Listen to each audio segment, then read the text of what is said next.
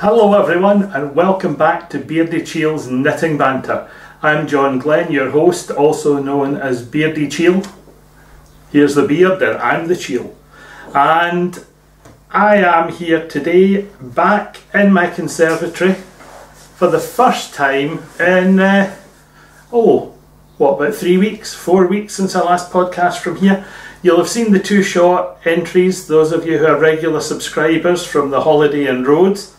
And thank you for watching them if you did.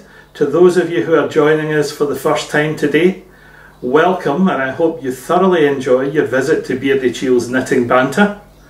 If it is your first time, as I say, I hope you enjoy it, and when you get to the end you'll have enjoyed it enough that you're going to give us a thumbs up and like it, and possibly even subscribe and join us on a regular basis. My name, as I say, is John Glenn, better known as Beardychiel, and you can find me as Beardychiel on Facebook, Twitter, Instagram and Ravelry. And if you're looking for me in email, it's beardychiel@gmail.com. And all of that, as I've been talking, has been sitting on the screen round about me somewhere. And I hope you've managed to get a chance to take note of it. For those of you who are tuning in for the first time, I don't type up show notes. I don't post them along with the video. I don't blog them anywhere. I just turn up, rough outline of what I'm going to do on a piece of paper, and it is a really rough outline. I don't script in advance. I simply have a set of headings for things which I know that I want to cover. So, what can I say? Keep it simple, keep it effective and keep it fresh. Well, since the last time I saw you, what have I been up to? Well, let's swap over to camera number 2 and I'll tell you. Hello, camera number 2. Since I last saw you, I finished my holiday in Rhodes. I put away my camera and I had 3 or 4 days sitting quietly, knitting, enjoying the sun, having a cocktail in the evening, having some beer with my lunch, and all in all having a thoroughly wonderful time. It got rather warm, so I spent an awful lot of time in the pool without the GoPro camera, I have to say. I did have it in with some friends that we made there along with their kids, and when I was finished gave them the memory card to, pardon me, my nose is itchy, to take off the videos and stills that we had taken as their family memories, and I then dumped the rest. It's not my place to have other people's family videos and photographs of their kids on my camera, so I just got a shot of them. Which some people might think is sad, but that's the sort of age we live in nowadays, that one covers one's own back. I have the memories in my head, and I know we made some lovely friends.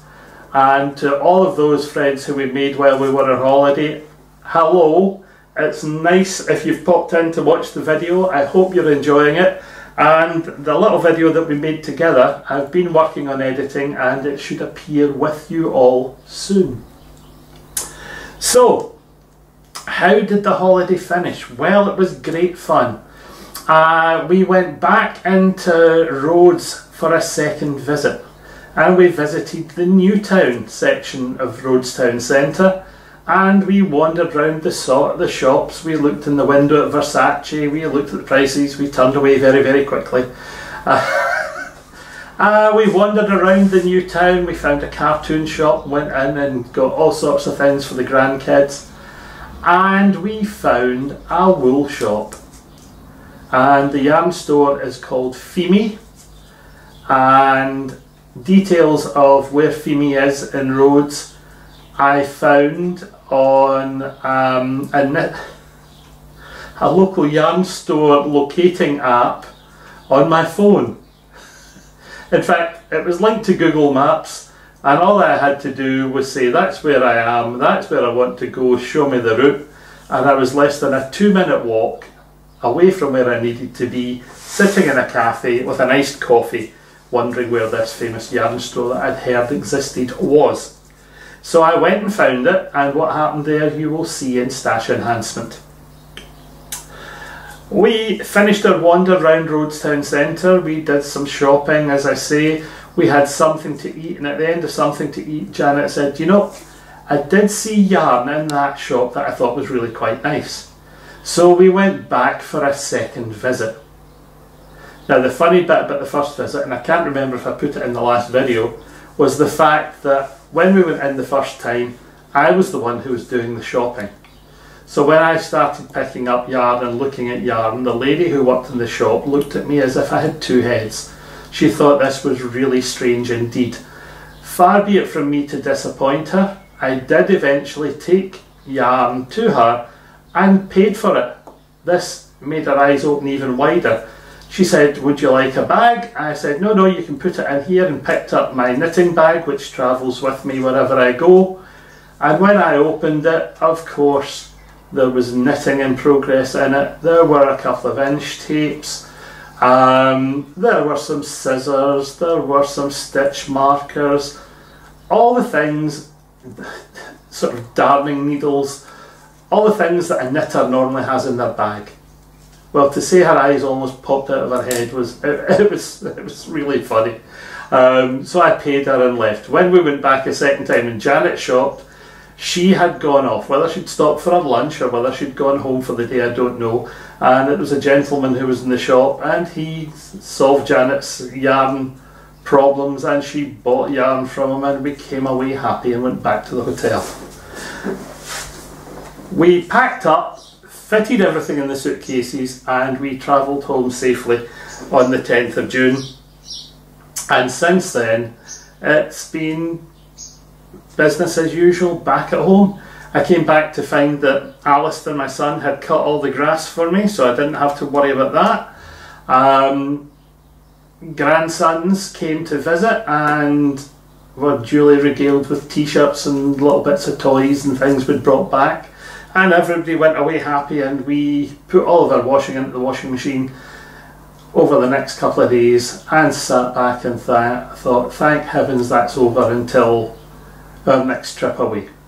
So our next trip away is Perth Festival of Yarn, and after Perth Festival of Yarn we rest for about a week or so, and then I think we are joining Anne and Andrew, two old family friends, and we are off to Sorrento for a week. Our first Airbnb experience, and when that happens I'll tell you how it goes. So that was the holiday roundup. Nice and straightforward. We're back. And in saying we're back, I can't make you wait any further. I have to start with the stash enhancement. So, in Greece, what did I expect to find? Well, by repute, I expected to find a lot of acrylic, not an awful lot of wool, and some cotton. Well, what a surprise I got when I went into Fimi. I found some lovely merino. I found merino and silk blends. I found merino and bamboo blends. I found bamboo and cotton blends, bamboo and silk. I found numerous manufacturers, some of them well-known worldwide brands.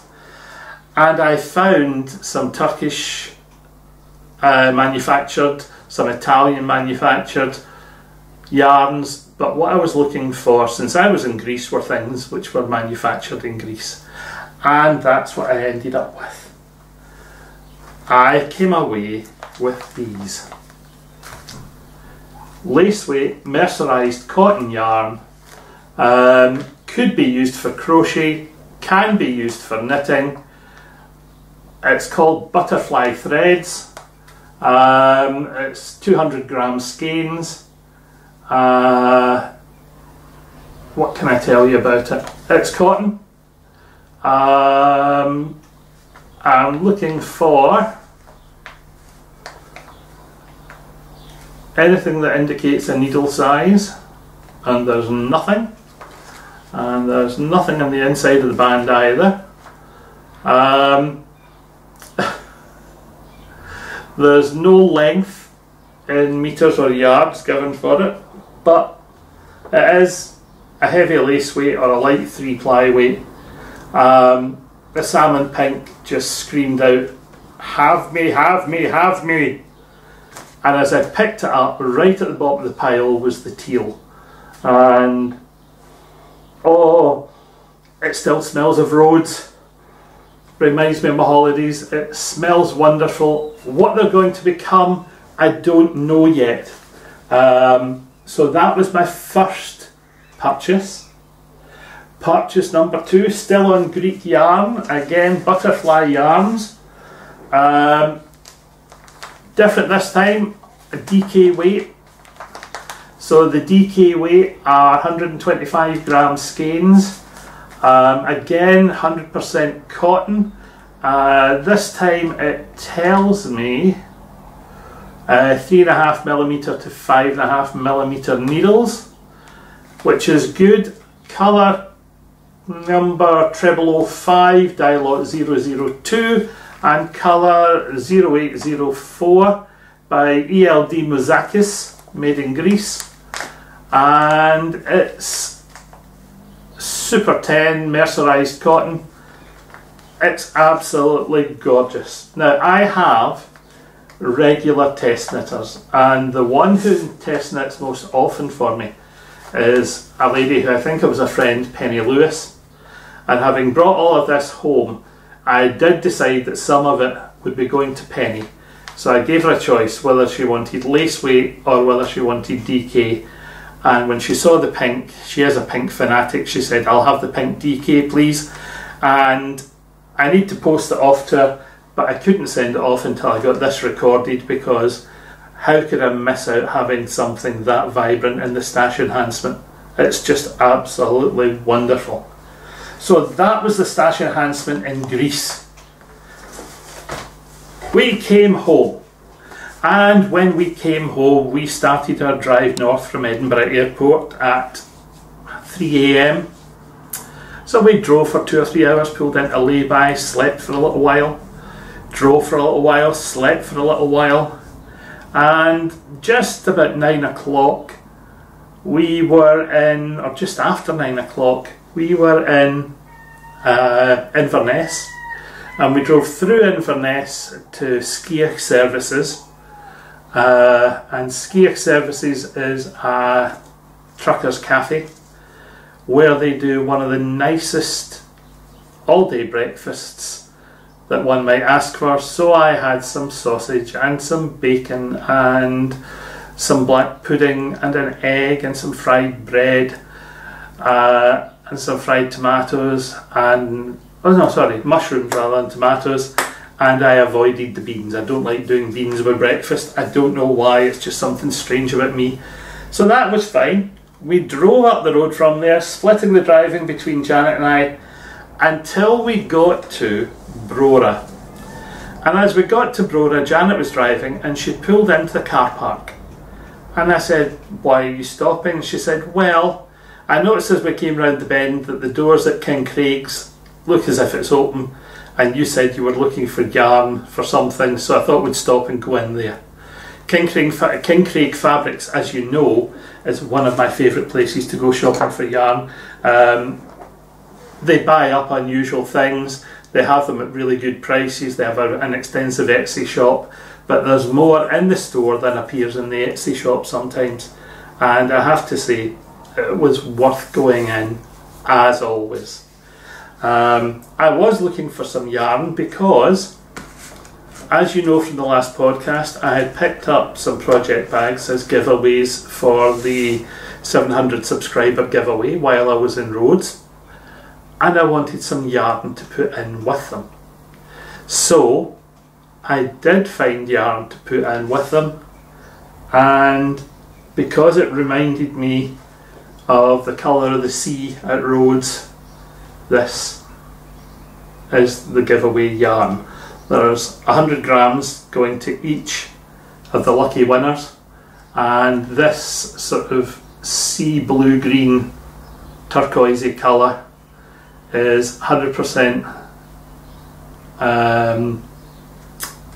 lamb's wool, and I can't remember if it was the Geelong Merino lamb's wool or whether it was just one of their standard lamb's wools, but it is 100% wool. It's quite lightweight, it's a 3-ply weight, so it's slightly heavier than lace, slightly lighter than fingering, or a very light fingering. So it might make some socks, it might make something else, but it's up to our 2 lucky winners to decide when they get it.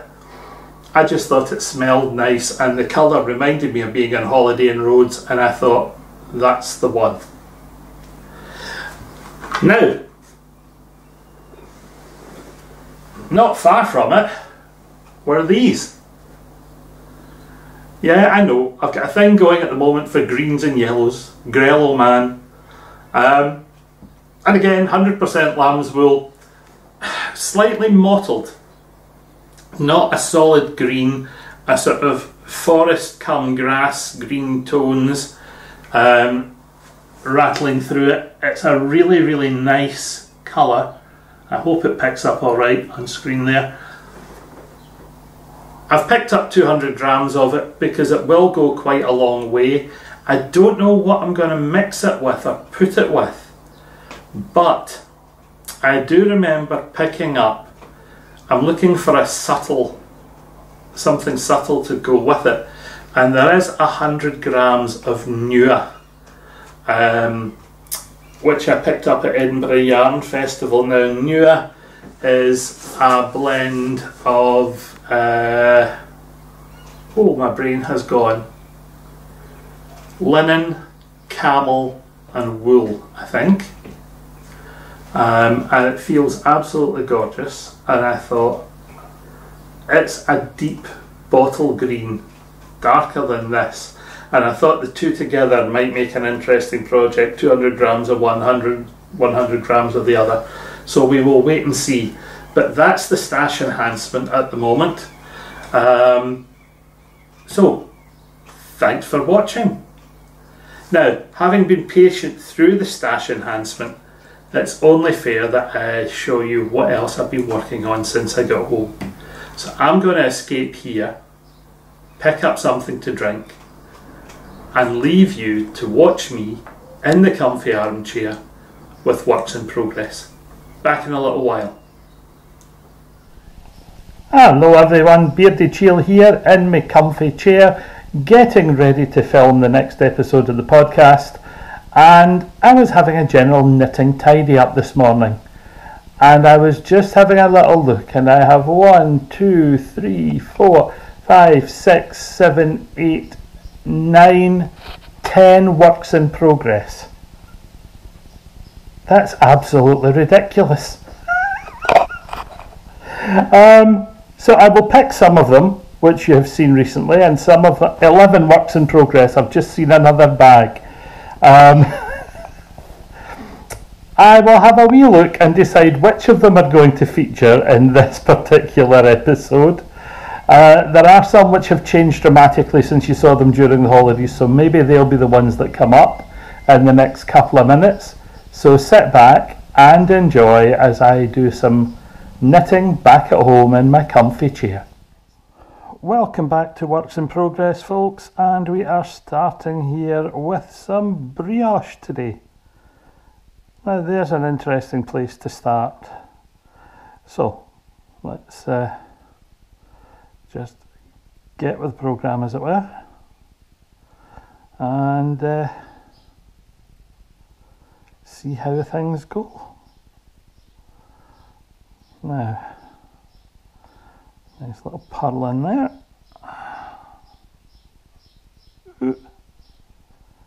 Maybe not.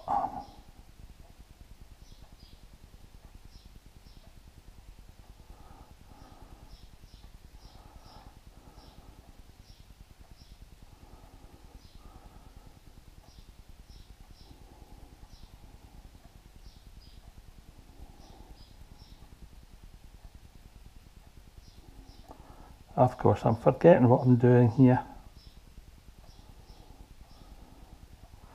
So, we've got a purl one, yarn forward, purl one, I'm forgetting that there was an increase at the beginning of that row. Okay, what can I tell you? You've seen this before while I was on holiday. It's the Black Yarns Samite shawl that I started for Janet. And I decided to make it a brioche shawl. And I started with this sort of bud pattern. I've forgotten what it was called. And it did the first set of increases really, really well. I liked the way it looked, and I persevered with it, and I've taken it out through a range of increases, and I've reached the stage now where I am quite happy to set up the partition between this and the next pattern panel. And in order to do that, I have chosen something relatively straightforward. I have swapped the background and foreground colours, and I'm just doing a few repeats of a standard unpatterned 2-colour brioche. I just wanted to create that little bit of, I don't know, boundary, barrier, edge between one stage and the next. I think it's going to work all right. We're going to have to just wait and see. It's not until we move on to the next pattern section that we'll see whether or not this actually points itself up as a strong enough effect. I'm hoping that it does. I don't really want to add anything else. I don't want to bring in a third colour if I can avoid it. When I came back from holiday, I haven't looked out another 2.5mm needle, which is what this is being worked on. So I still have this cheap Aero bend in the end of the needle, which is something I've never been fond of. But this is the one, if you remember from the last podcast, had a horrible little step, which makes it hard to get stitches back on the needle to work if you're coming from the cable back onto the needle. So I do need to swap this out for something else, but at the moment everything that I would swap it out for is in use in other projects, because as you will have noticed from the beginning of this section, I am in work in progress overload. There are 11 of the beasts at the moment, and of course I need to rationalise. I need to concentrate on 2 or 3, get them finished and move forward. Now, the focus for me getting them finished should be on the shawls. And why should they be on the shawls? Because I'm looking to have as many pieces of my own exemplar work available for Perth Festival of Yarn as possible, because I'm teaching a shawl design class and I want people to look at the prototypes for the shawls which I've been working on. And there's nothing better than actually talking about a piece of exemplar material than having it sitting finished in front of you. I don't object to taking things along which are works in progress to let people see, because I'll be teaching them about the thought process as part of that course, and for me that's equally as important. But it would be nice to be able to say to them, look, this is finished work. And I think just that little punch here of green and yellow is going to work. Because getting things back onto this needle are proving to be so much of a pain, I'm going to be looking for an extra or a fresh 2.5mm needle at the end of this particular row to get this onto something else to make working so much easier. This is a right royal pain. Consequently, I've let you see it. It's still a work in progress. It is coming on nicely. I didn't do any more on holiday because of the needle situation, and I brought it home and I persevered over 2 or 3 repeats of this change colour edge. And to be honest, I've had enough of it. I'm going to call it a day there with this one. I'll let you see it when I've got it on some other needles and we let it expand a little further. But so far I'm quite pleased, and I hope to have it moving on apace. And we'll call that one done. Hi guys, we're back onto the cotton waistcoat project, and this was a project for grandson number 1. This was for Ruben.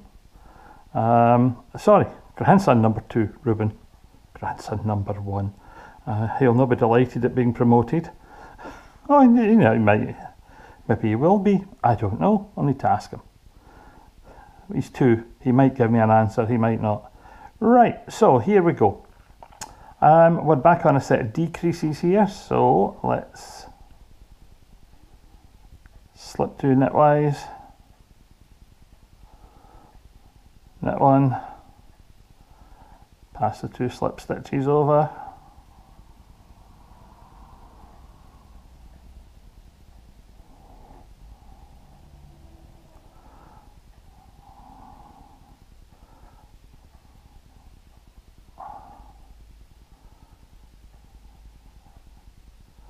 Knit 3, and here we're going to have an increase, and then of course we're going to knit 3 again,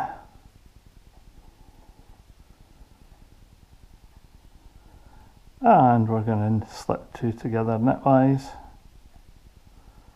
knit 1, and pass the 2 slip stitches over. Knit 3,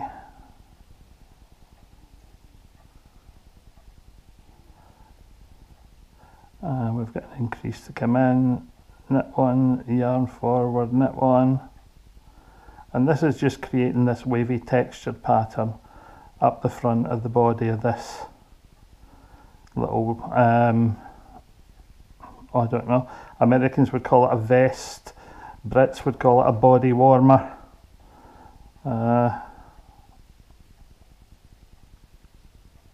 So each to their own. We would call it a body warmer. What am I saying? We would call it a tank top. What a silly man I am today. Now, this is for Ruben, as I've said, and to be honest, I haven't been working on this at all from before the holidays. I've done a couple of rows here and there, and it's basically just been sitting, and I did move to cotton to give him something that would be a better weight for the summer, and I'll be completely honest, I have let the ball drop. This should have been finished by now, so I'm going to have to get my finger out and try and get this done as quickly as I possibly can now, because I'm halfway, well, I'm not even halfway up the body, I'm about a third of the way up the body, and it's not exactly a pattern that's going to take a lot of thought. It's a nice simple repeat which I can work away on, and because I can just work away on it, minimum thought while I'm knitting, it lets me think about other things at the same time. This is probably going to go slightly further down the list than some of the other things. As I say, the shawl work has definitely got to get done. There's no way on earth I can afford not to get that done, and done before September. So consequently, it's going to have to be a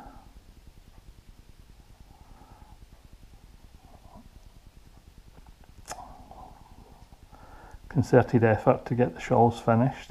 Although in saying that, there have been a few finished in the last couple of weeks, and there's one on the go at the moment which was an unplanned, simply because I had some materials left over. What am I doing? Knitting 2 together. I don't want to knit 2 together. I want to slip 2 together knitwise. I've just split that yarn, which is not what I want either. So I want that one there, and I want that one there. And then I want to knit one. And then I want to, that's it, pass 2 over.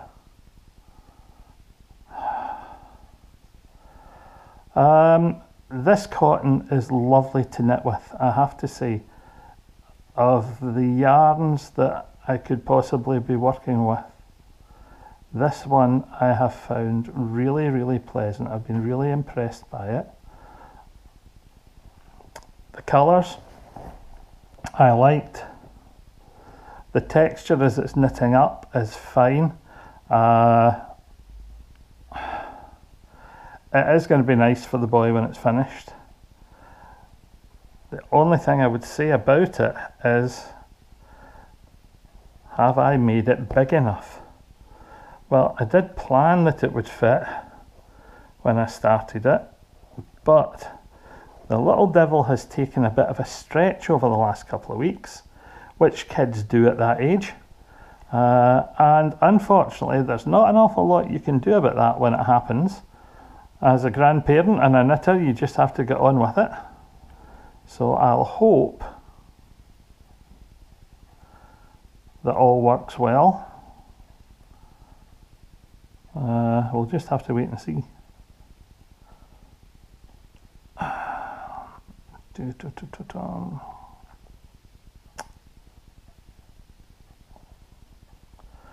I almost started another pattern section there, and I shouldn't be starting another pattern section.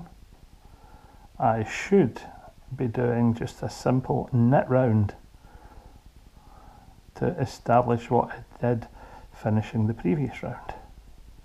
So it's pattern round, knit around, pattern round, knit around. Do you know something? When you've got so many different things on the go and you're a designer and you're designing as you go sometimes, you know, knit a dozen rows, stick them in a notebook, knit a dozen rows, stick them in a notebook. Sometimes sticking them in a notebook doesn't happen. And with this particular one, there's nothing in the notebook. It's just as well I choose patterns which are easily repeatable and easily read. And when I say easily read, I mean looking at the knitting in front of me and reading what I've already done. If it wasn't so easy to read from what I've already done, I could be completely and utterly lost. And that I don't like the idea of. Consequently, I am hoping that if I knock my pan in a little over the next couple of nights, I might be able to get this up to the armholes, and then I'll give it a rest for a day or two. There are a pile of other things happening at the moment as well, which I'll tell you about elsewhere in the podcast. And as a consequence of that, it means my time, my actual knitting time, sadly, is split between about 5 other things, all of which are equally important and all of which need to happen. And that makes life just a little bit, not stressful, but I actually feel as if this is becoming an occupation. My commitment to knitting projects and knitting related projects is filling the void, the intellectual void that my employment used to fill. So extending my hobby in that way, I have to say, is working rather well for me at the moment. It is helping me to feel better about myself. I feel productive. I feel as if I'm doing something that contributes not just to the family, but I don't know, it's not contributing to society. It's, contributing to the development of my self-worth. I feel as if I still have value because I've found something which lets me engage with other people. It helps me to really work on, I don't know what's the best way to describe it. It lets me really work on positives, things with a positive outcome, things with a positive end product, things where there's good feedback,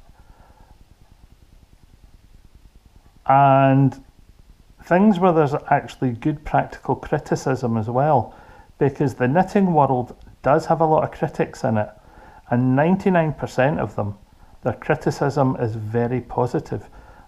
People never tend to say to you that's just awful and not give a justification. Most of the knitters I know will say, I don't like that because, and their opinions are always valid.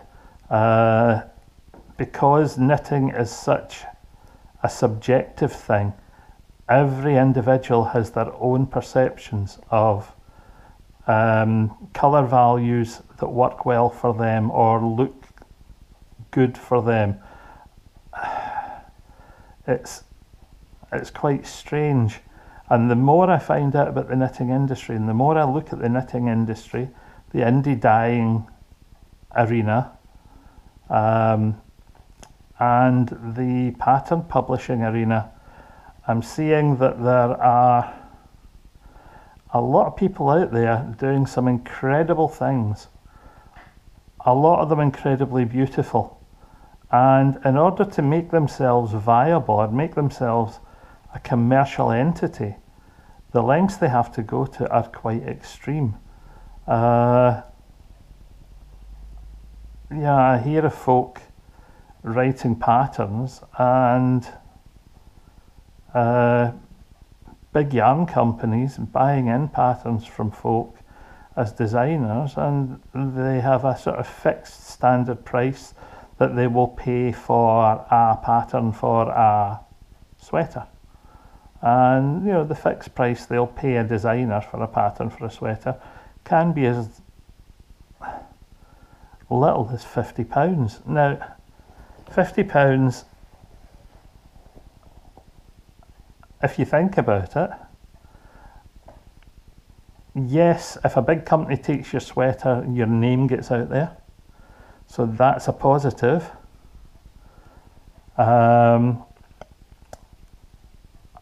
And they then might promote your name as part of that, the use of that sweater with one of their specific yarns. But there's no guarantee that that will be the case. So it's a bit, I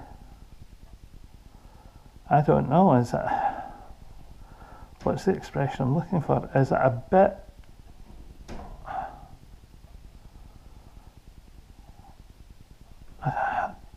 opportunistic that they pay so little for a design? Because, well, if they're bearing the development costs for the design, maybe that's okay.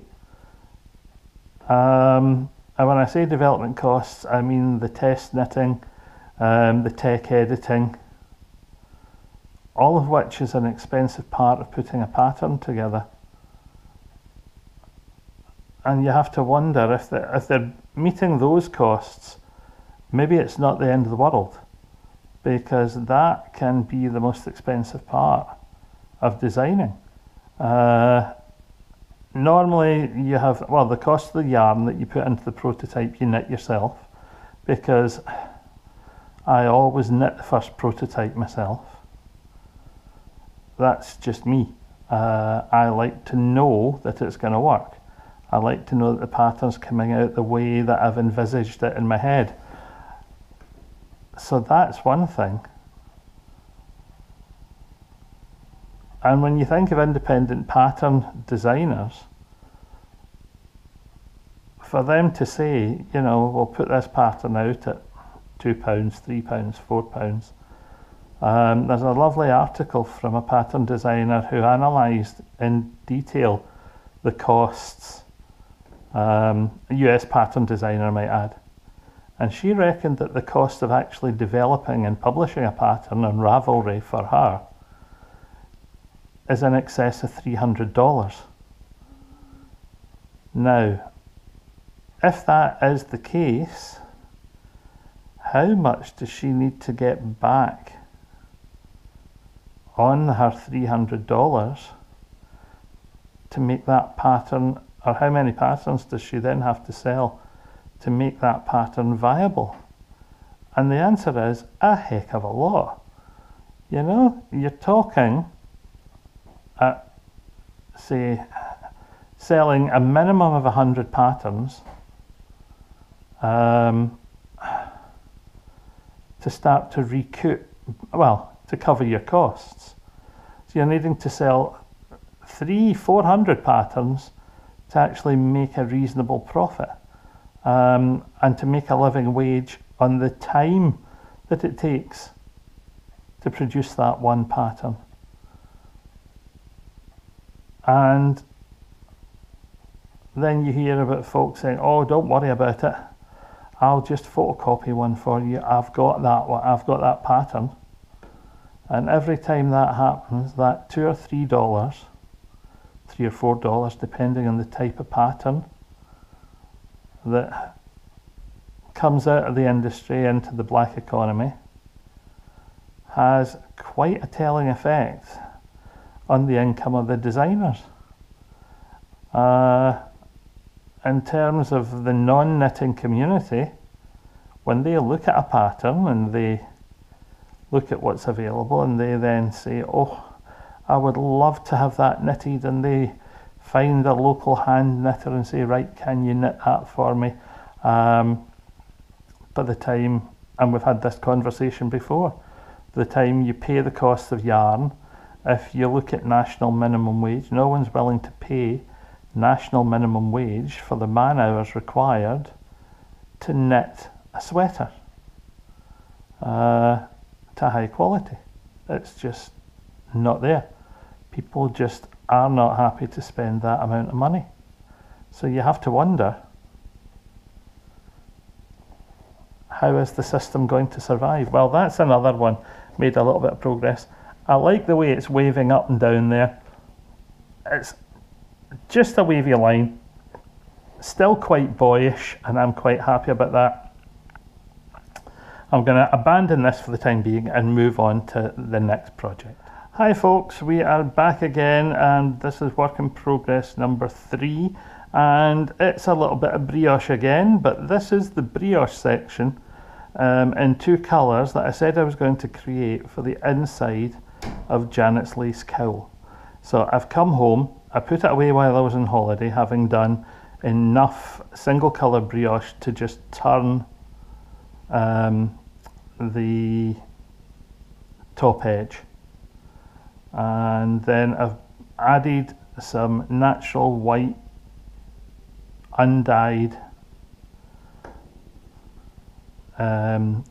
lace weight from Laxton's, which I bought at the Edinburgh Yarn Festival.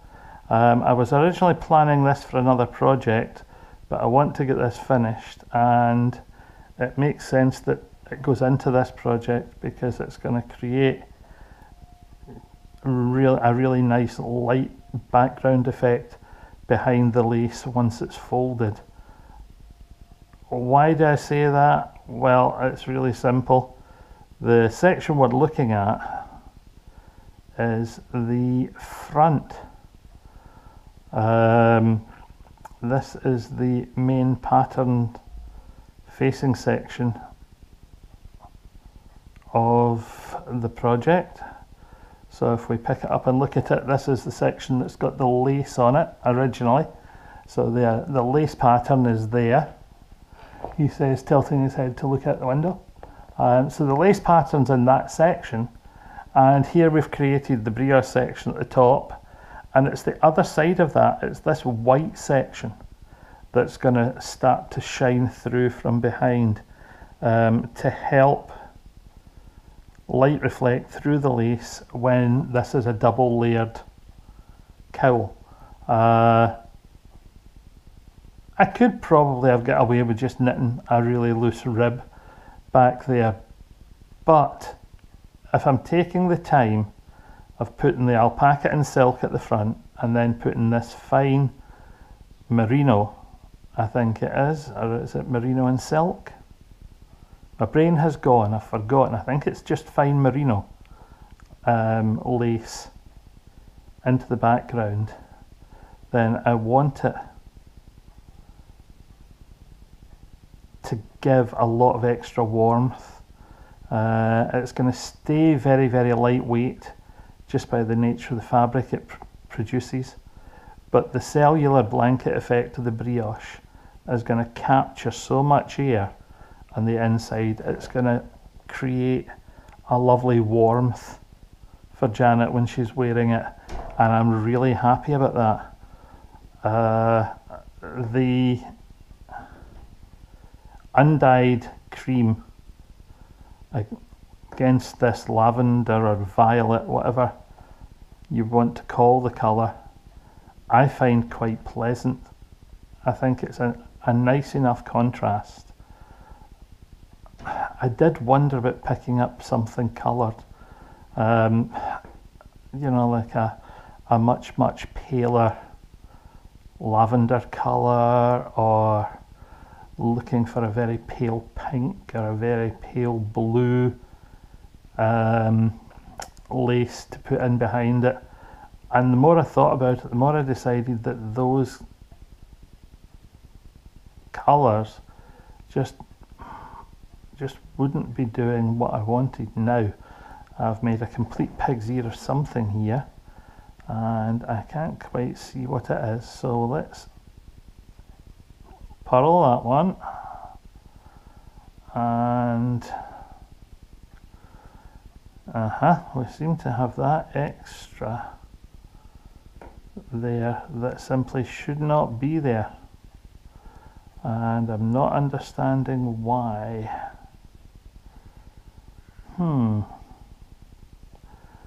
I know it shouldn't be at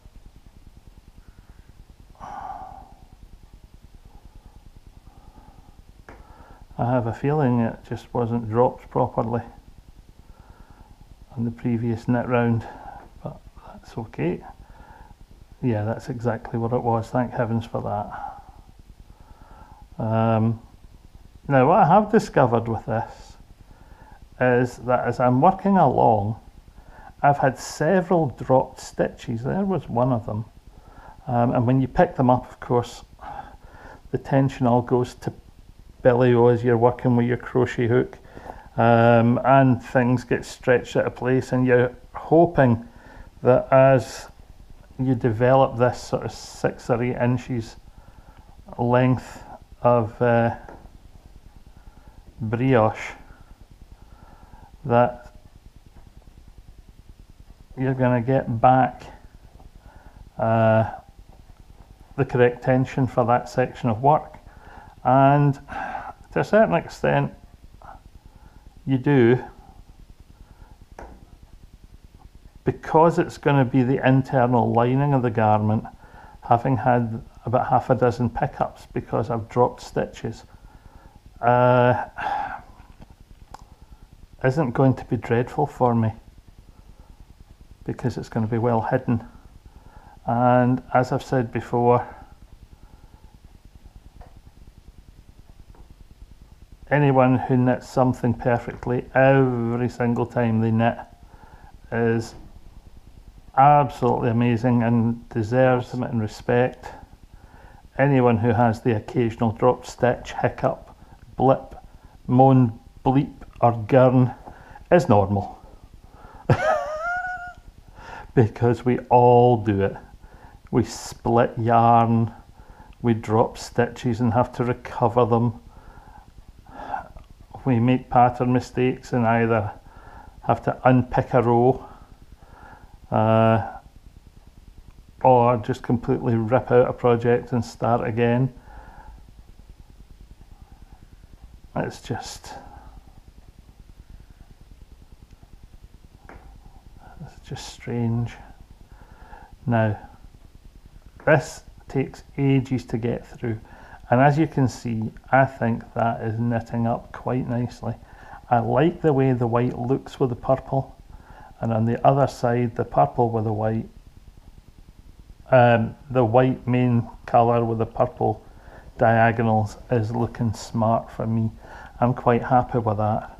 I'm not going to spend an awful lot more time on this because, as you can imagine, the lace work, it's fine in daylight, it's fine at night if you have a good strong daylight lamp behind you or above you when you're working. And I got all of these drop stitches yesterday because I was knitting at twilight and I hadn't added any extra lighting. And what was happening with the dark symphony needles and dark yarn, I was finding myself in the position where when I was knitting, instead of getting into the loop, I was nipping behind the stitch, knitting it, and then just when I thought I'd taken it off the needle, I was just effectively just dropping the whole thing, and leaving myself with drop stitches, which was crazy. So I changed the lighting situation and I got them all picked up, and then I spent a couple of rounds when I was knitting being incredibly careful that I was in the right place on every single stitch, which slowed things down. You see, there we go, hard to make sure that you're getting exactly where you need to be on the darker stitches on the dark needles. And maybe I'm going to have to swap to a pair of lighter coloured needles to make this more possible. Now this did have that light coloured Aero 2.5mm needle in it. Oh no, sorry, this had a bamboo in it, didn't it? Because this was being knitted in a much larger size bamboo for the lace, and I've only dropped to this size because we were making the transition to brioche, and I knew that if I didn't, the brioche would be far too big, would stretch too far, and would change the way the lace was looking. Now there's about 1.5 inches of brioche done there so far, and we've got about 6 inches to go, 7 inches to go, so it's going to take a while.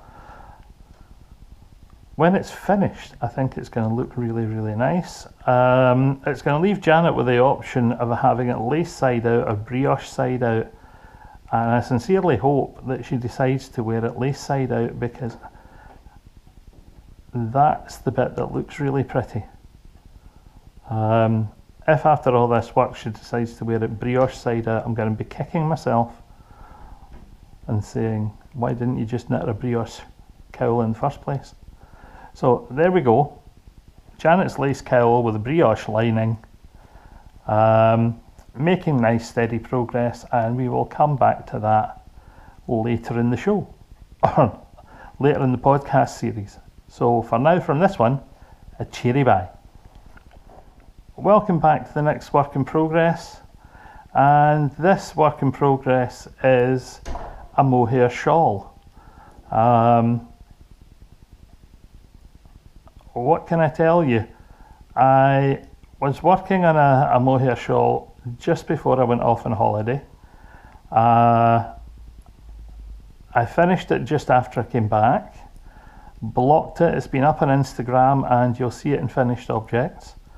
But I had some curly kid mohair left, and from a cardigan project for great niece, a month or two ago, I had several balls of this rainbow coloured mohair, and I thought, why don't I put these together and just put together another simple shawl. Let's have the colours speak for themselves. There will be some pattern, There'll be some lace, there might be some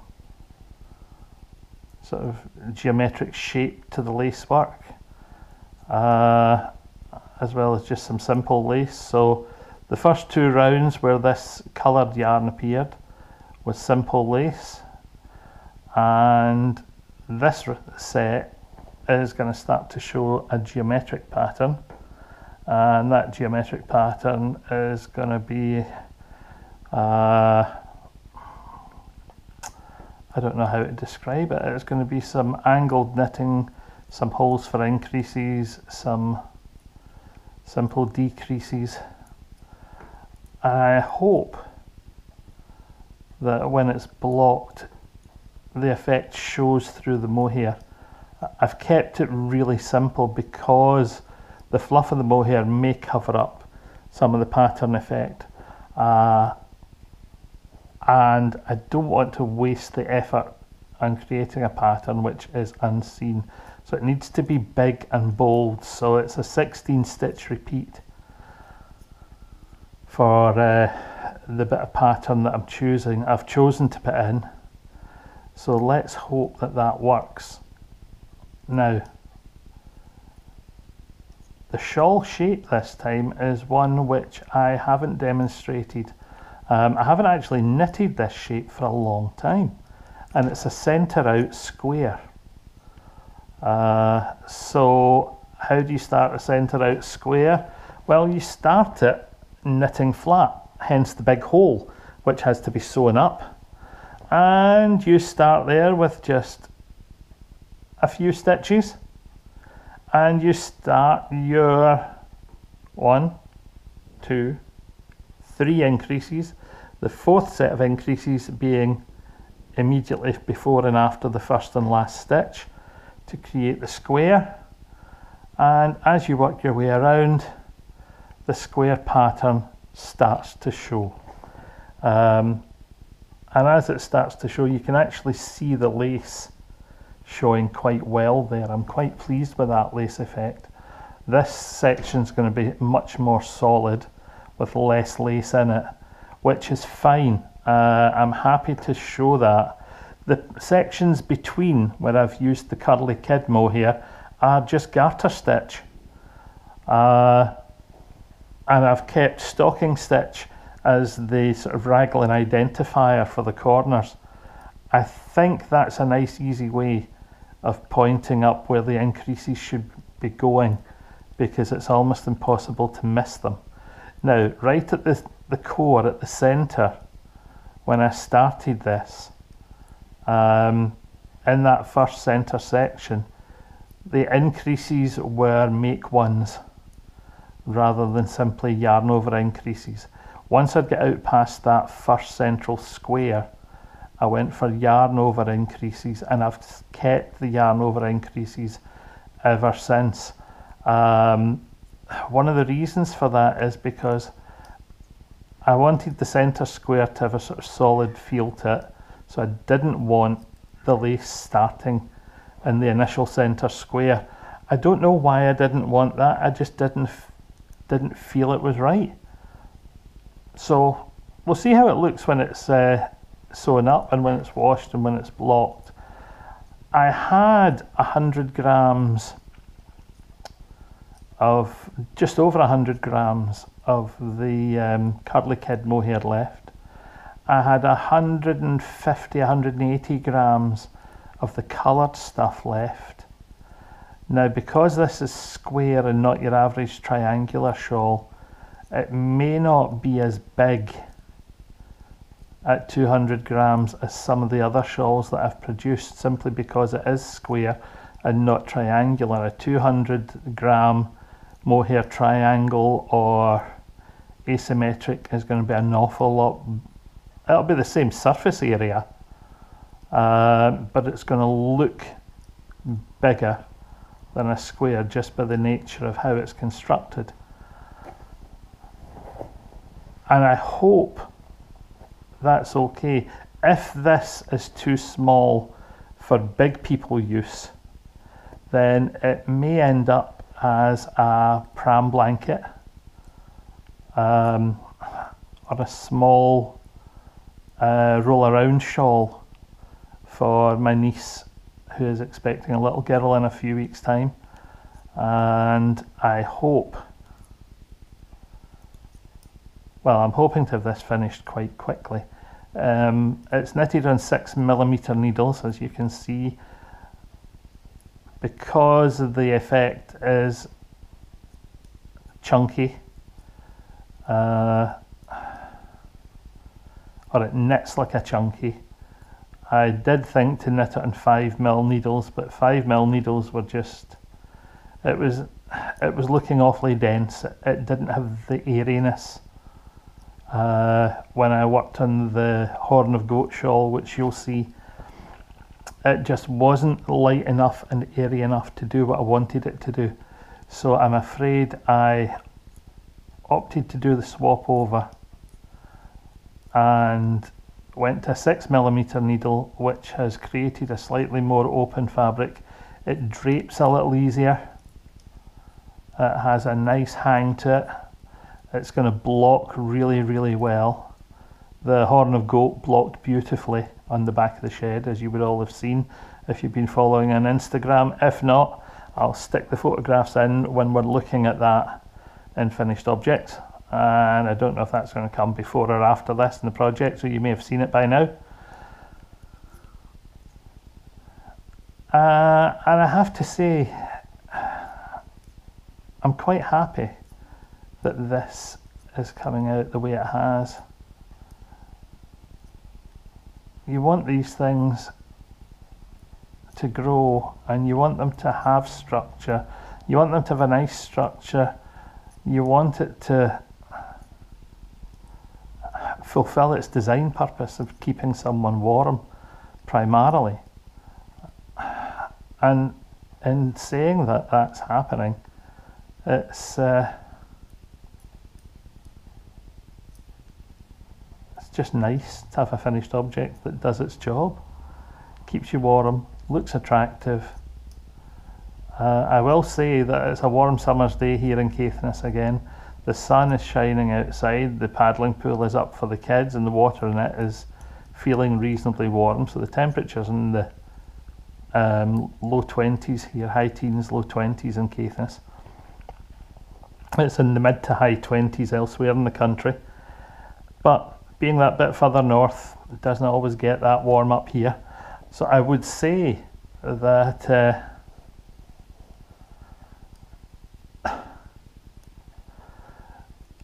working on this in daytime is quite warm. It's maybe not the best projects to have decided to sit down and work on, but hey, we will get here. As I say, I was looking for as many shawl exemplars for Perth Festival of Yarn for the shawl design class as possible. I have one or two of my grandmother's shawls that she knitted for our kids, and I will take those with me as well, because they are now 30 years old, and just so that people can see that, you know, the time and effort that goes into not just knitting small accessory shawls, but knitting the family heirloom shawl is well worth it. A good family heirloom shawl is priceless. If someone has the patience to sit and knit one, please, please, please do it. Your family, your children, your children's children will really appreciate it. I know that because the shawls have been out and used by my daughter when Ian was little.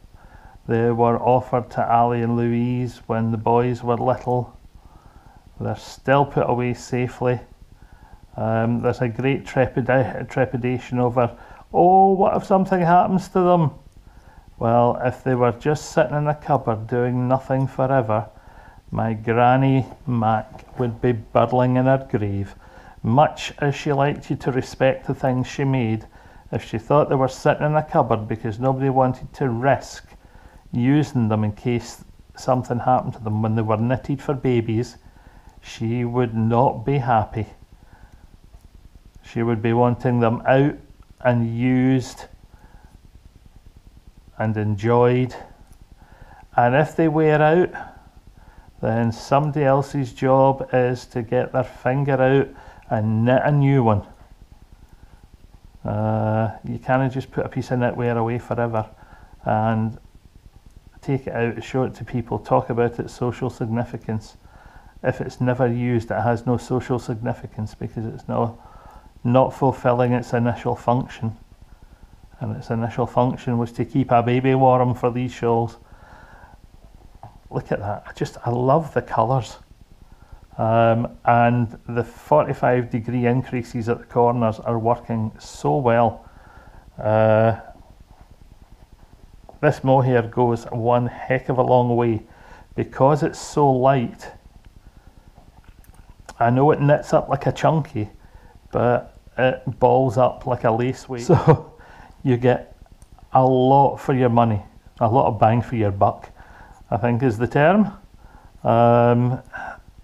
I haven't actually checked how many meters to the ball for these ones, but I'll have a quick look. This Curly Kid mohair came from King Craig. In fact, both of these yarns came from King Craig Fabrics in Brora.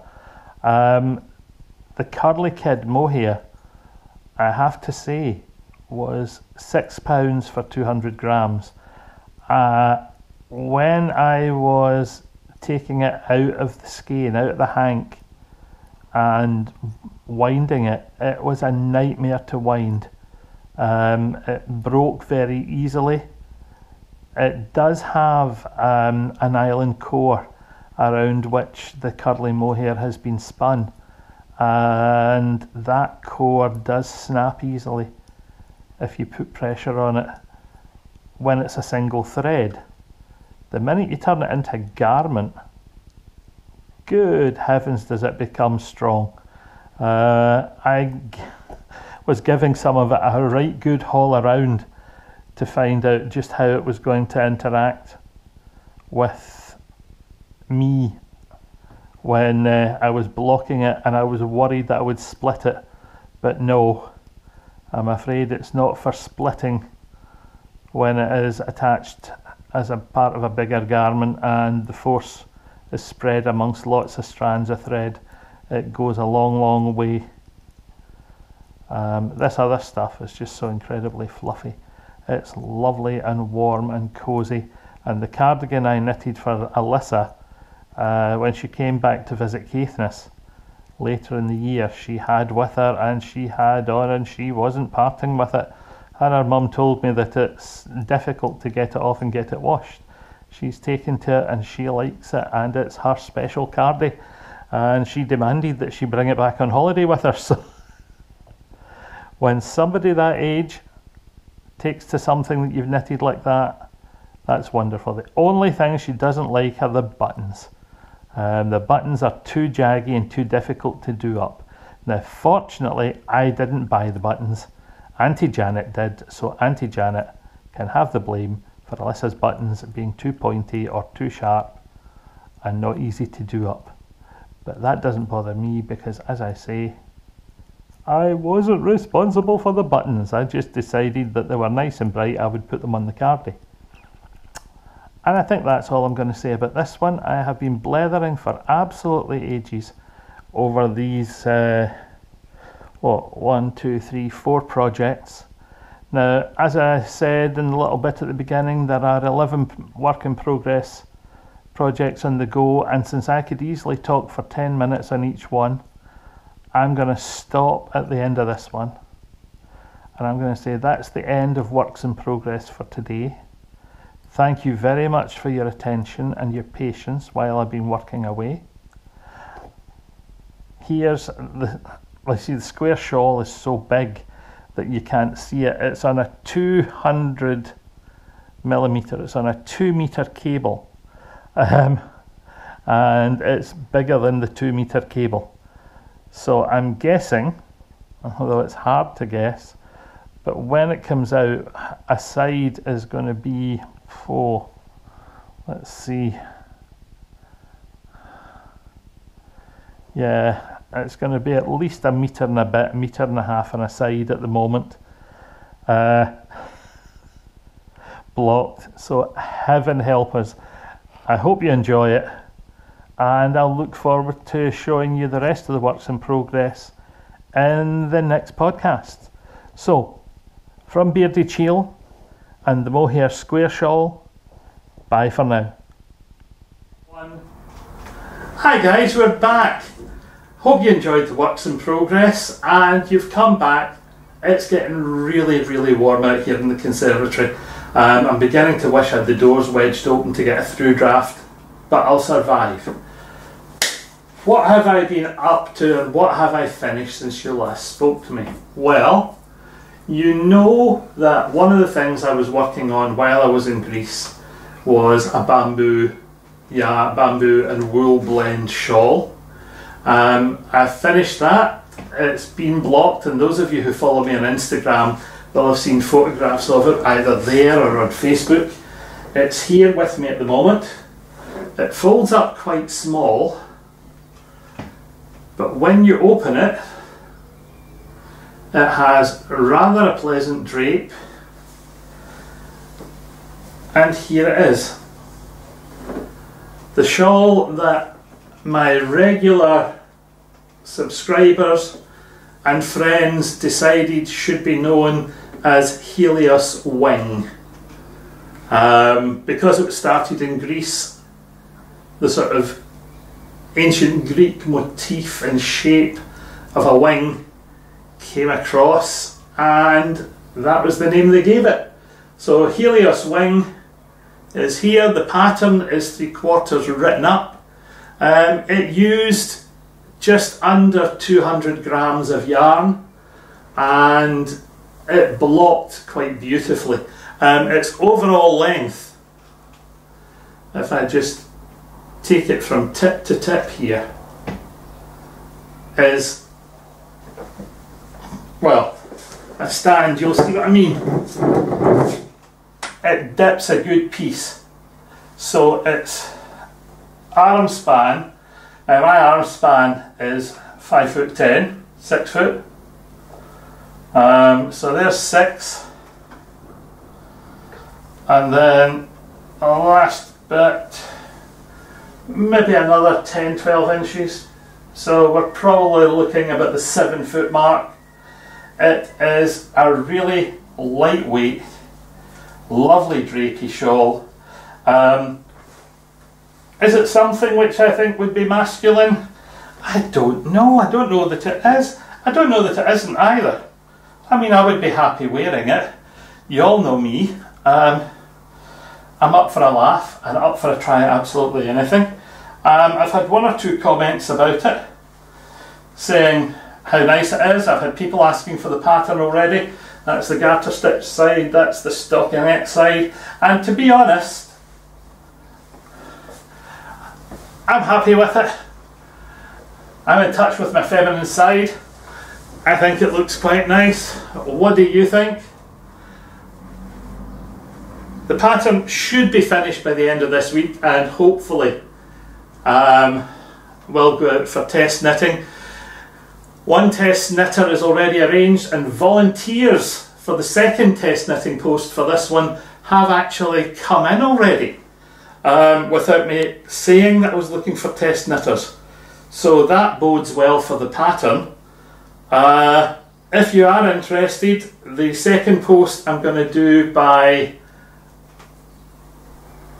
How I'm going to select the 2nd test knitter, I don't know. As I say, people I know, it's easy because I know their knitting styles, I know their strengths and weaknesses, and it's easy enough to ask them to knit for me.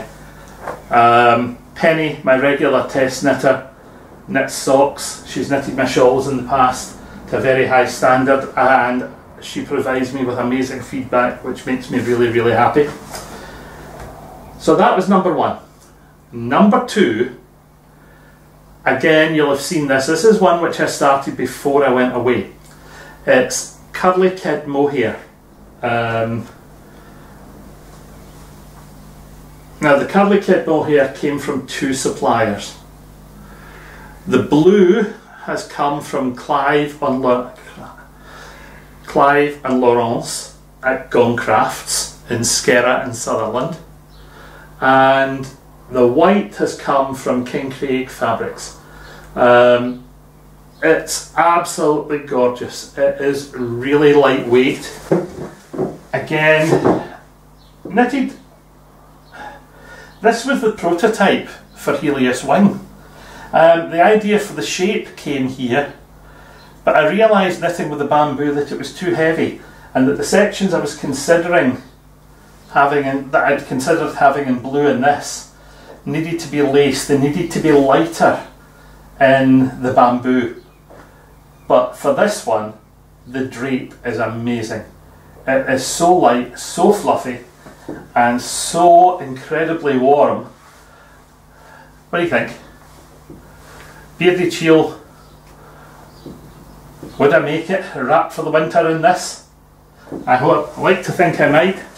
It's really, really nice. It's soft, it's squidgy, it's absolutely wonderful. How did it get its name, Horn of Goat? I'll stick the photograph up while we're chatting. And when I looked at it when it was blocking, the way the top corners curved reminded me of a goat's horn. It's knitted in mohair, which comes from goats. So the idea of having something which had a name, which had that sort of element of Macbeth and witchcraft in goats. You know, eye of newt, toe of frog, horn of goat. Couldn't resist it, just had to give it a name like that. The pattern for this one is partially written as well. That won't get finished this week. That will be a next week project, I think. But again, when it's finished, there may be a call for test knitters. If you're interested, keep your eyes open in the Ravelry group and on Instagram. I'll post in both. Now, there is another finished object. And the other finished object is this one. And it's a shawl. And that's all you're seeing of it, because it's the one that you know about. It's Travelling Textures, and it has been promised that its release won't be until Perth Festival of Yarn this year.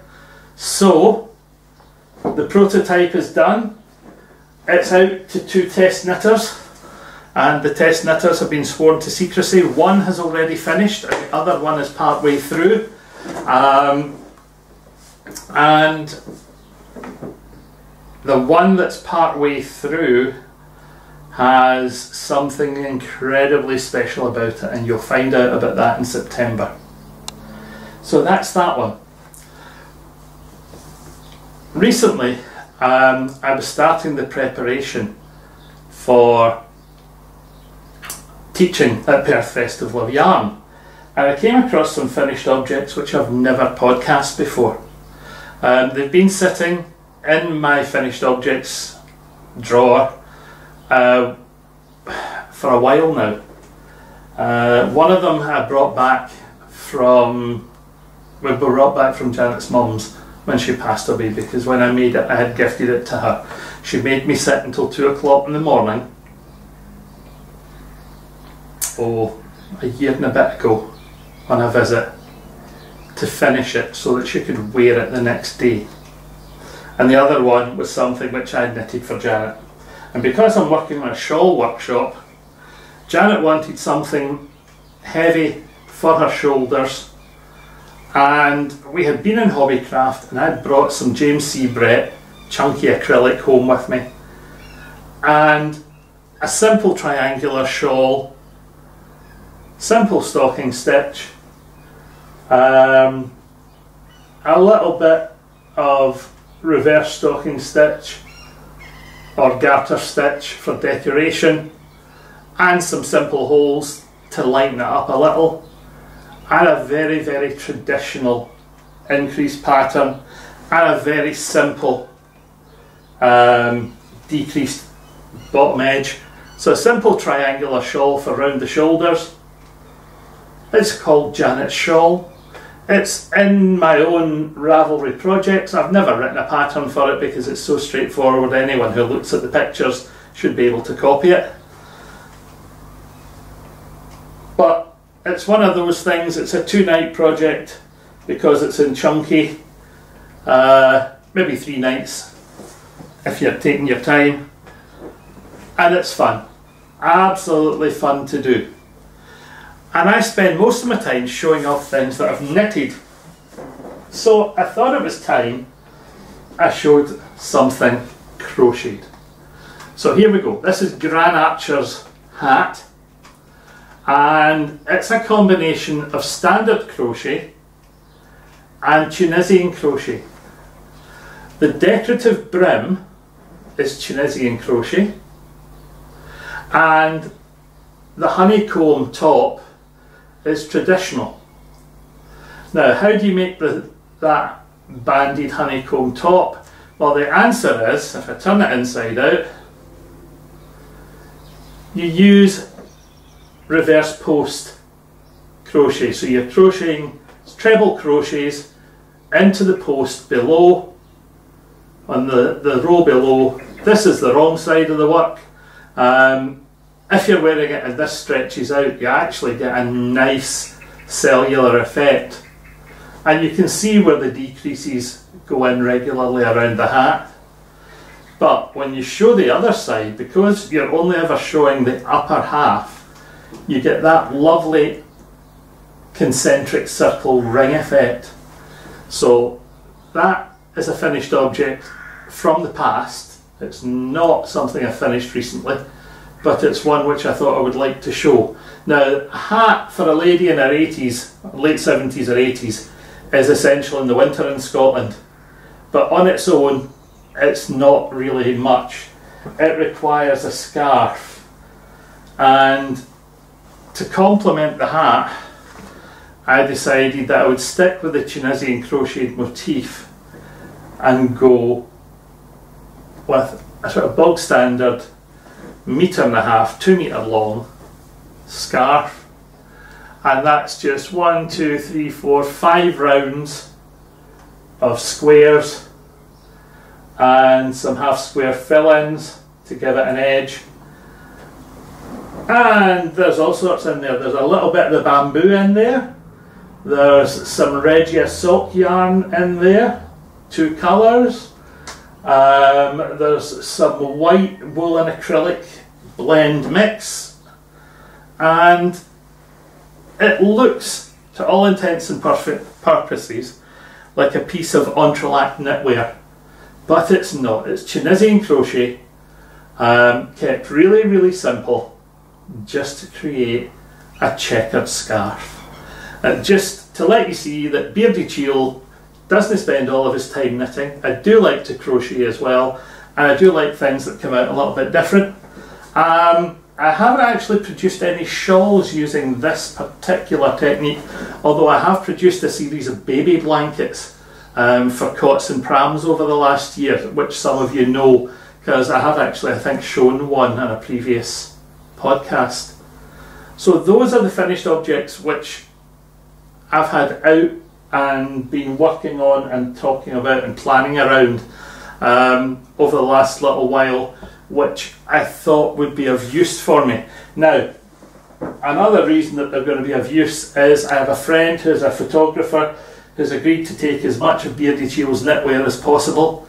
He will supply a set of models, and he's looking to build his portfolio, so he's going to use my knitwear to help build his photography portfolio. And of course, my reward is the fact that I'm going to get a professional shoot for all of my knitwear, and it's going to cost me nothing than lending out the prototypes. So I'm ecstatically happy that that's happening. There's only one prototype that he won't be able to lay his hands on, and that's because it went off to Linda in California as a present, or a prize, ages and ages ago. So I'll just have to grin and bear it and be without that one. And that's the end of my, that's the end of my finished objects or completed objects for this time. Back over here, and we're ready to go again. And we're back over here because this is where I wanted to put in a reminder, having done the stash enhancement and shown the yarn, about the current giveaway that's running. It's the 700 subscriber giveaway. While I was in Greece, we crossed the 700 subscriber mark on YouTube, and for the 700, and I believe looking today it's 768 people who have subscribed to the channel and made that possible. Thank you all very much indeed. It's such a privilege, as I said in the last video, that you show that much confidence in wanting to come back again and again and again to listen to me prattling on about my knitting, what I'm enjoying, what I'm developing, why I'm doing it. So when I said to Janet that we were doing the giveaway, she said, right, let's get into Rhodes and see what we can find. So, from King Craig Fabrics, there are those two Mediterranean blue 100 gram cakes of yarn, of lamb's wool. From Rhodes Old Town Tourist Haven, we have two project bags, roughly the same size, both with images related to Greece and Rhodes on them. One a picture of Santorini and one of some butterflies, and there is a very famous butterfly valley on Rhodes itself, if you know, if you've ever been there, in the valley at the back of Beardychiel. So the two bags, so one bag, one cake of yarn, one bag, one cake of yarn. Now, Janet, being Janet, when we were in King Craig's, said, well, you can't send them just that bag and that yarn. That doesn't really do anything. All these knitting folk are tea drinkers. And if they drink tea, they will need a coaster. So, Janet decided to buy two coasters. One, a nice thistle to remind people of Scotland and thistles. And I'm going to put that with the butterflies. And the other one, a couple of puffins. So a puffin tea coaster for putting under your tea mug, goes with the Santorini bag and the yarn. And these are the two prizes that are coming off to the winners of the 700 subscriber giveaway. Now, to enter the giveaway, you have to be subscribed to this channel. You have to join my Ravelry group, which is called Beardychiel's Knitting Banter. And in the Ravelry group, you will find a 700 subscriber giveaway thread. In that thread, tell us any holiday story. So, tell me a story of something that's happened to you on holiday that is a happy holiday memory, or a meal that was fantastic. If you want to tell me a holiday horror story, feel free. I haven't had any horror stories yet, but there's absolutely no reason why you can't put that in if that's something that's stuck in your mind. You know, you've arrived on holiday, your baggage has gone to the other side of the world and you're left in the clothes you stand up in. Or you get to the hotel and discover that every time someone flushes the loo anywhere in the hotel, the drain runs right down the wall behind your bed. I don't know. What I've read so far has put a smile on my face every single time. The entries that are in so far are really entertaining. And I have to say, looking at the names on the subscribers who are there, I think there was only one of them who I had to look up. They are all regulars who watch, comment and send feedback either in the Ravelry group or here on YouTube. So guys, thank you so much for getting involved. Some of the newer faces get involved as well. I know that the podcasters out there don't like to enter things like this because, like me, we tend to avoid them because we think they're for our viewers rather than for ourselves. But if you want to participate, please feel free, stick a memory in, because it's about sharing, it's building the community. So there we go. 700 subscriber giveaway whenever you're ready. And our next section today is something I haven't done before. It's a book review. Now, why am I putting a book review in at this point in time? Well, a couple of podcasts ago, when I had my birthday, I was talking about the fact that I was getting books for my birthday. And one of the books that I got was this one. Knitting Fresh Brioche, Creating Two Colour Twists and Turns by Nancy Marchand. Anyone who is a regular brioche knitter probably knows this well. We might edit to that camera and back again just so people can see the book in close up. It's a lovely book to read through. The stitch libraries in it are absolutely fantastic. They're there as charts, they're there as traditionally written patterns, so that whatever your working style preference is, there's something in there for you. There are a series of projects which are beautifully illustrated. I'm loath to show the inside of the book because of copyright considerations. I took it on holiday with me and I lost 2 afternoons to just sitting, flicking through it, seeing things in the stitch library that I thought, oh here, that looks good, I wonder how that works. And reading through the pattern, reading through the charts, figuring it out in my head. And the other thing is, of course, stitch libraries like this are essential if I'm going to complete the work in progress that's Janet's brioche shawl using the Samite yarn, because the initial pattern that I used came from here, and I'm looking for something to complement that and add to it. So basically what I'm going to be doing is, as I work my way out on that shawl, I'm going to add levels of complexity to each section of brioche, and I'm hoping to put in 4 different brioche panels with a short break between each of them. So that is one book. Purchase price in UK I think was about £17. It's about $24–25. Maybe as much as $27 in some parts of the US and Canada. Oh, it's on the back. $24.95 in the US, $27.95 in Canada. Absolutely superb book. If you're into brioche in any way, I recommend it. It's well worth looking at, especially if you're interested in 2-colour work.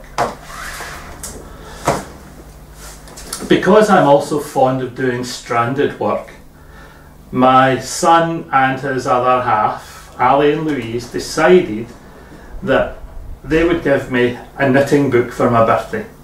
But they couldn't decide which one because they knew there were so many that I was interested in.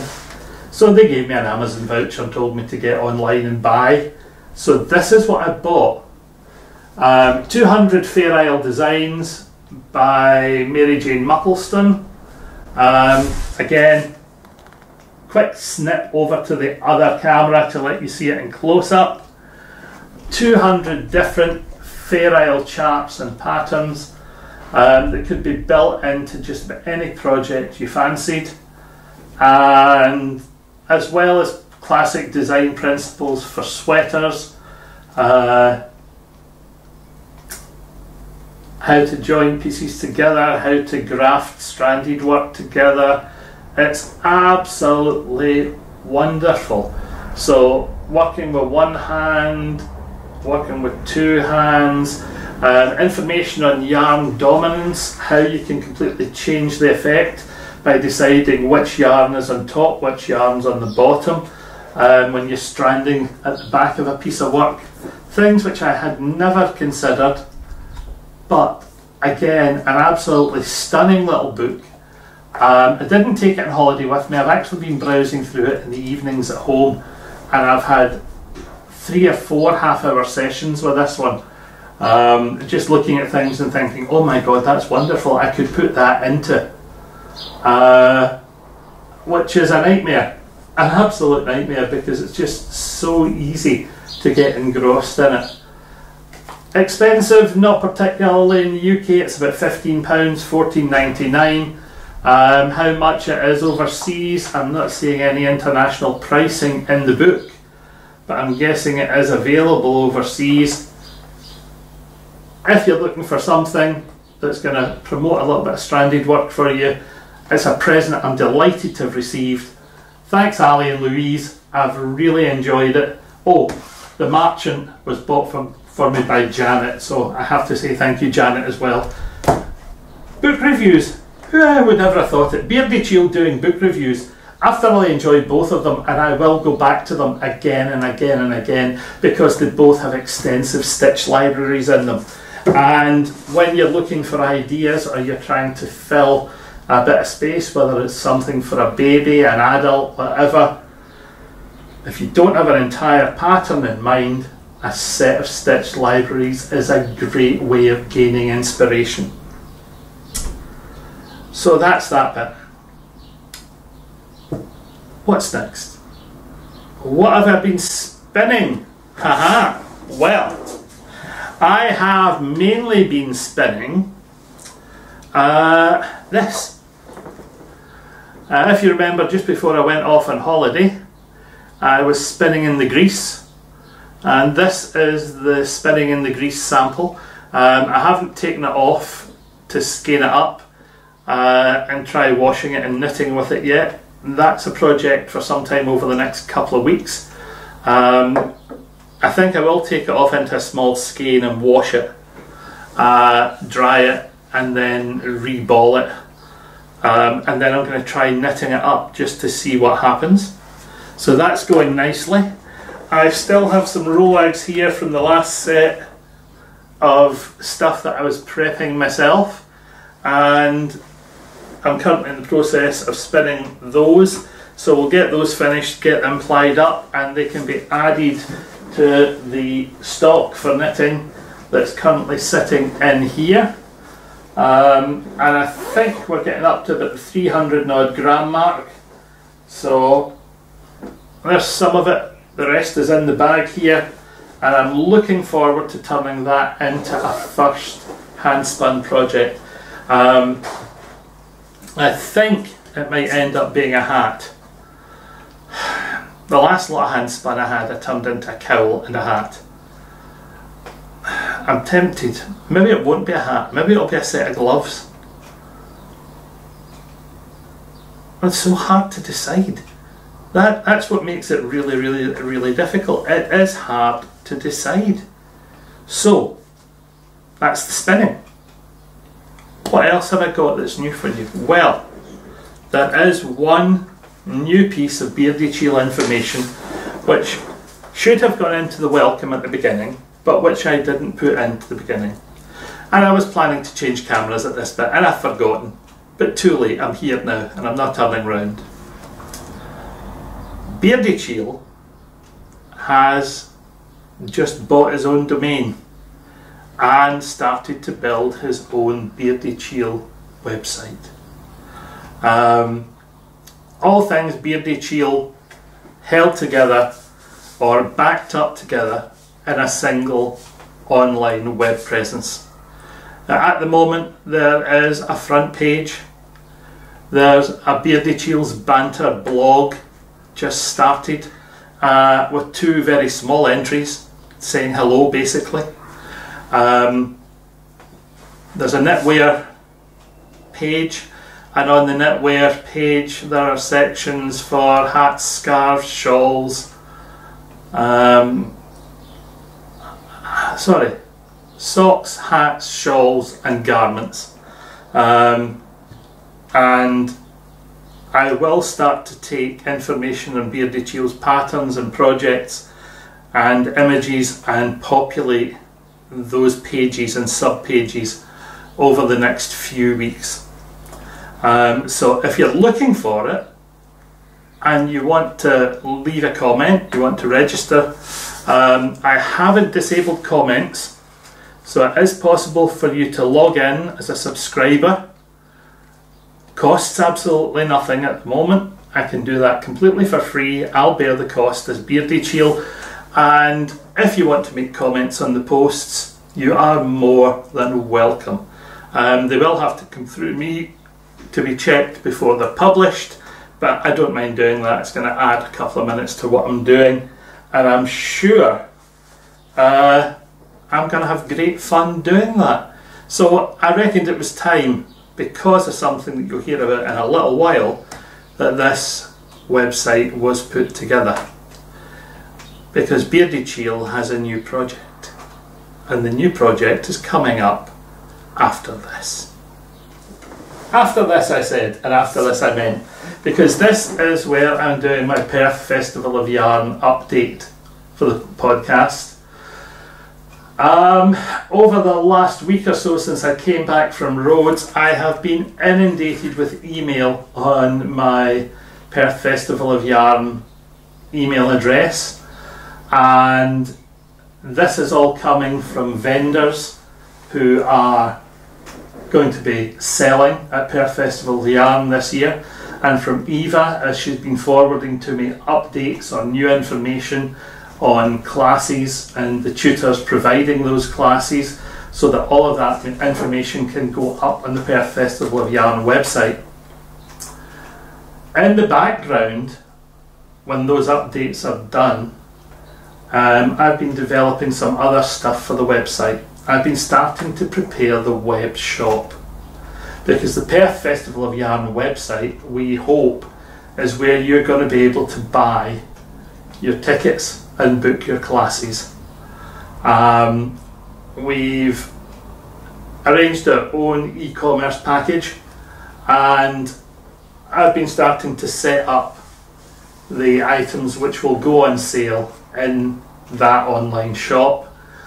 And I've reached the stage now where Eva and I are going to be arranging that 1 or 2 silly named test items might appear in the shop. So if you're a regular visitor to the site and you see something which is marked test item, do not buy, please don't try and buy it, because to make sure that the banking system is working the way we want it to, we're going to be running 1 or 2 test purchases for ourselves. In other words, I've told Janet she's going online to buy so that I can find out whether or not there's an appropriate transfer of funds between her account and the Perth Festival of Yarn account, and to make sure that she gets confirmation of her purchase, and that the items that we've put up for sale, stock control system works and it counts down as a purchase is made. So I may actually create test purchases that have only 2 items available. Janet will buy 1, I'll buy the other. I'll get Eva to check that 2 token payments of 10p or 20p have gone into the account, just to make sure that it's working before we put tickets and everything else up. For those of you who are planning to join us at Perth Festival of Yarn, you're looking for the 15th of July, 10 AM. 15th of July, 10 AM Greenwich Mean Time is when tickets will go on sale for entry and for classes. And that's when tickets will go on sale for the social evening as well. For anyone who's going to be in town the night before, there is a social event planned, where there will be some food, some knitting, some music, some conversation, and a lot of the vendors, the festival staff, myself, Eva, our better halves, some of our tutors who are going to be in town from the Friday, I'm hoping, are all going to be joining us, and we're going to have a right good knees up the night before. For some of the tutors, they will already have been teaching that day on the Saturday, so they may actually need it as time to chill out and relax before they teach on the Sunday. For some of us, it'll be a night of trying to make sure we don't have nerves for the teaching on the Sunday, but hey, that's fine. As many of you know, I'm looking forward to the festival, not only because I get to buy yarn, but because I'm teaching a shawl design class. So it's a top-down shawl design class, so from very initial ideas on what makes you think you want to design a shawl, through how you might plan the basic shape you want for your shawl, the colours you want to include, any textural motifs in terms of stitch work, colour work, brioche, cables, whatever you want to build in to your shawl. How do you decide that you're going to design and carry a theme through your shawl? And then deciding which bits of that are you happy to just knit, which bits of it do you need to chart to make sure you've planned them properly, and how do you create a chart from scratch? How are you going to swatch these test designs when you put them together? Are you going to be happy with them as they are? Do you want to knit swatches for bits of them, all of them, before you start your shawl? And when you're ready, start your shawl and get going. All of these things are part of the process, and they're all things which I'm going to be there to show how I work through my process, share my decision-making techniques and ideas, and encourage others to take that step. If you're a shawl knitter and you buy patterns, and you have ideas in your head but you've never known how exactly you're going to put them across, come and try it. The whole idea is that we have fun for 3 hours. I've designed a class around about 30 minutes of input or teaching time from me, and 2.5 hours of knitting, design and knitting time for you, so that when you go away with handouts for the things we've discussed, a couple of sample patterns to create the basic block shape that you may have chosen for your shawl. Oh, pardon me, my nose has just suddenly got awfully itchy. Someone's talking about me, making me angry. Forget it, I never get that angry. A couple of bits on colour theory. I will provide a couple of colour wheels for people so that you can actually think about colours, and not just the standard colour wheel that most people think of. There are multiple colour wheels out there that designers use for different purposes, are used in terms of different design industries. The CMYK colour wheels that are used in the printing industry are sometimes different, or can look very different to the standard red, yellow, blue colour wheel that most people pick up in art at school. So all of that in a 3-hour class, you walking away feeling confident enough to finish making a shawl that you start that day. And I am really looking forward to it. There are only 14 spaces available to make sure that everyone gets really good quality time one-on-one as they need it through that 3-hour session. So please, please, please have a read through the class descriptions on the classes page. Have a look at the biographies for the tutors. The amount of classes that we have are absolutely wonderful. We now have classes that involve knitting, crochet, spinning and weaving. So based on the feedback that you guys were giving to Eva via the Facebook page and on Ravelry about things that you thought you would like to see included, we have searched for and found tutors for all of the above. Now the tutors themselves, some of you know very well, some of you might think who, but their biographies are there, short bios explaining their expertise and helping you. Crochet, we've put in something at the more advanced level, and we've put in something at beginner's level. The same with shawls. We've put in something as an introduction to shawls delivered by Maddie, and an advanced or more advanced shawl design class delivered by me. So I'll be delighted to see you there. I am really getting excited about Perth Festival this year. Every day Eva seems to phone me with some new information something else that's fallen into place, information from a vendor. It's phenomenal. Yesterday afternoon I added 13 vendors' information to their personal web pages within our website. So that's images of the things that they're going to be bringing with them, or some of the things they'll be bringing with them, and little things, little statements that they thought were important to give about their businesses. So go on, have a rummage through and see if there's anything there that really appeals to you. Changing cameras again, look over there. Hello! I'm back on this camera again, and this is the last section of the podcast. And in the last section of the podcast, I'm going to come back to the new project. Beardychiel has a new project. Whilst I was in Rhodes and I was sitting in the sun knitting, the comments that were coming into me were absolutely hilarious. There were some really nice comments from all over the world. And there were comments from Canada, from Ireland, from the UK, from Australia, from Sweden. It was just fantastic, the stuff that was coming in. And the one thing that everybody said was, we wish we were there with you. We wish we could be there with you. And I was laughing at it and I thought, well, why can't they be? Is there any reason why they shouldn't be here with me?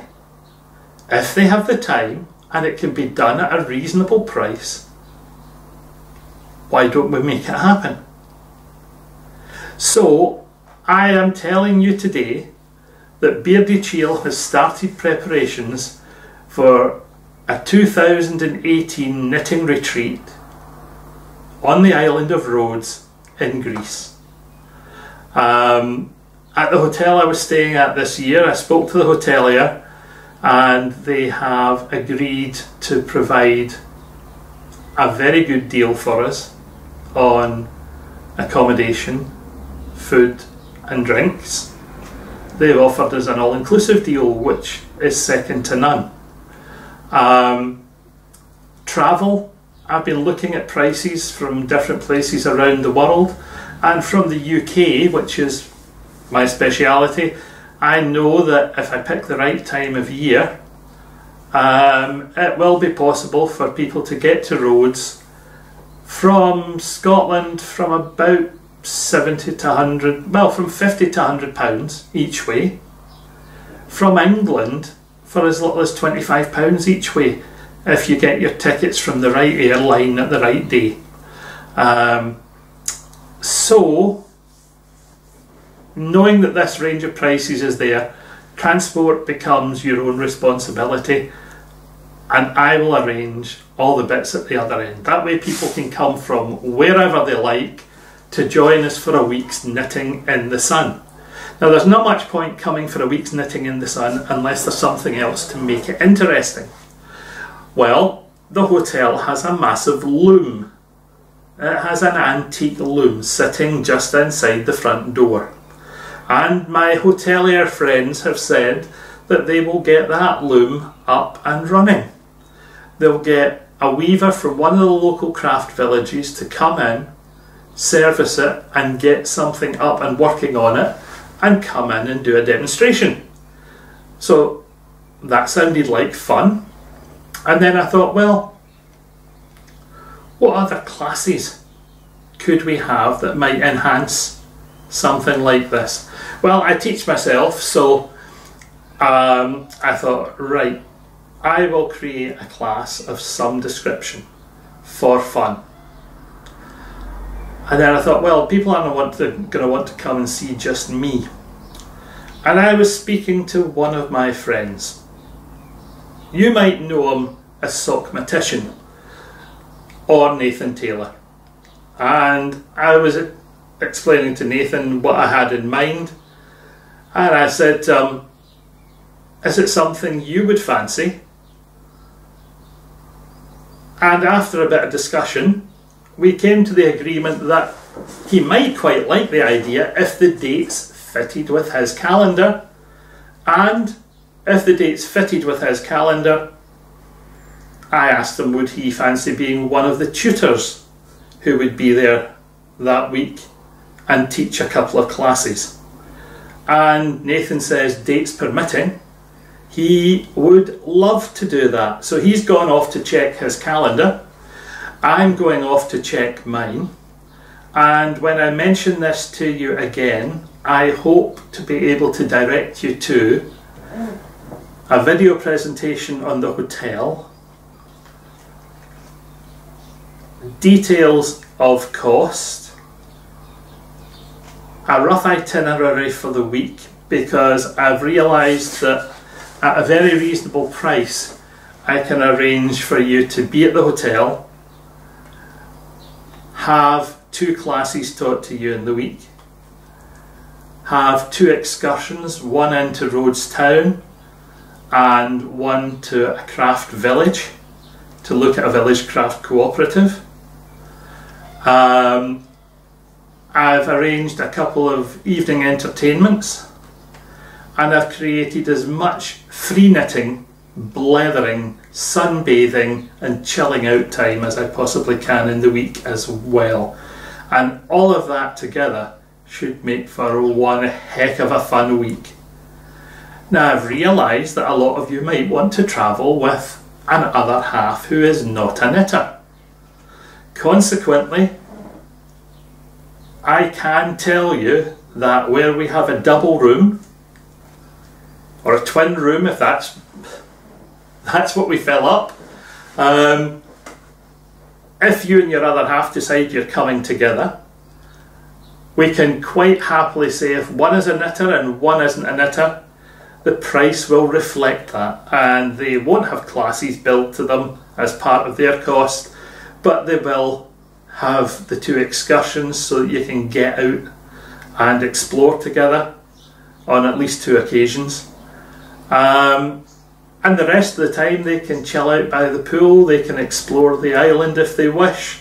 And I'm sure that on the all-inclusive deal that we've arranged, yes, you heard that right, a version of all-inclusive where for meal times and evenings, all of their drinks, all of their local drinks will be supplied by the hotel as part of the price. It's going to be quite an interesting time. I would say the food in this hotel is different because it's not a general all-inclusive buffet service. They have a small sit-down, order from an a la carte menu restaurant with a couple of homemade Greek specials of the day. So whatever the cook fancies cooking that day goes on as a special, plus their basic menu, and they will cover just about every dietary requirement that they might have. So that's that bit, and I hope to have further details of that for you very, very soon. Well, that's basically all I have for you today. There isn't much in the way of community this time. So I'm going to sign off, catch up with you soon, watch this space for further information. If you're interested in any of the things I've mentioned, drop me an email or drop me a message and say you're interested. And until then, keep healthy, keep knitting, cheerio.